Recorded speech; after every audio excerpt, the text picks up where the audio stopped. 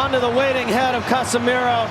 জাপানের পর অনেকেই এখন নরওয়ের হয়ে ব্রাজিলকে ভয় দেখানোর চেষ্টা করছেন, কিন্তু ব্রাজিল ভক্তদের বিন্দুমাত্র ভয় পাওয়ার কোনো কারণ নেই। জাপানের ম্যাচের আগেও বলেছিলাম নিজেদের দলের শক্তির উপর বিশ্বাস রাখুন। এবারও একই কথা বলছি ব্রাজিল ভক্তদের, কারণ এই ব্রাজিল এখন শুধু ম্যাচ জিততে নামে না, মাঠে নামে নিজেদের আধিপত্য দেখাতে। তাদের লক্ষ্য একটাই, হ্যাক্সা মিশন। চলুন বিস্তারিত দেখে নিই কিভাবে ব্রাজিল এক তুড়ি তুড়িয়ে দেবে আর্লিং হালান্ড নরওয়েকে। নরওয়ের সবচেয়ে বড় শক্তি নিঃসন্দেহে আর্লিং হালান্ড। বক্সের ভেতরে সামান্য সুযোগ পেলেই তিনি ম্যাচ ঘুরিয়ে দিতে পারেন। তার সঙ্গে মার্টিন ওডেগার্ডের পাসিং ও মিডফিল্ড নিয়ন্ত্রণ নরওয়েকে শক্তিশালী করে তোলে। তাই ব্রাজিলকে প্রথম কাজ হিসেবে ওডেগার্ডকে সময় ও জায়গা দেওয়া যাবে না, কারণ ওডেগার্ড যদি স্বাধীনভাবে খেলতে পারেন তাহলে হালান্ডকে থামানো কঠিন হয়ে যাবে।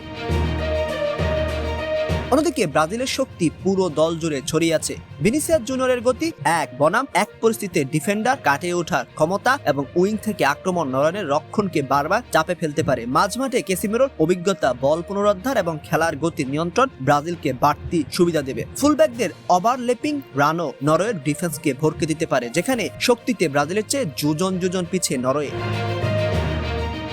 আর যদি নেইমার মাঠে নামেন তাহলে ব্রাজিলের আক্রমণ আরো বৈচিত্র্যময় হয়ে উঠবে। আর থ্রোপাস, ফ্রি কিক এবং ড্রিবলিং নরওয়ের ডিফেন্সের জন্য নতুন সমস্যা তৈরি করবে। ভিনিসিয়াস, নেইমার আর ফরওয়ার্ড লাইনে কুনিয়া বা রায়ানের সমন্বয় ঠিকভাবে কাজ করলে নরওয়ের জন্য ম্যাচ নিয়ন্ত্রণে রাখা কঠিন হয়ে যাবে।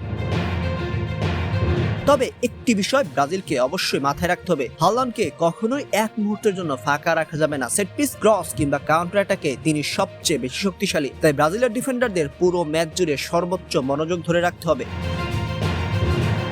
সব মিলিয়ে কাগজে কলমে স্কোয়াডের গভীরতা, ব্যক্তিগত দক্ষতা এবং টেকটিক্যাল বৈচিত্র্যের দিক থেকে ব্রাজিল এগিয়ে। যদি নিজেদের স্বাভাবিক খেলাটা খেলতে পারে তাহলে নরওয়ের বিপক্ষে জয়ের সম্ভাবনাও তাদের দিকে বেশি থাকবে। এখন দেখার বিষয় মাঠে নেমে সেলেসাওরা সেই সামর্থ্যকে কতটা নিখুঁতভাবে প্রমাণ করতে পারে। ব্রাজিল হয়তো 3-0 কিংবা 3-1 গোলের ব্যবধানে জিততে পারে। আপনার প্রেডিকশন জানিয়ে দিন কমেন্ট করে। নতুন হয়ে থাকলে পেজটি ফলো করতে পারেন।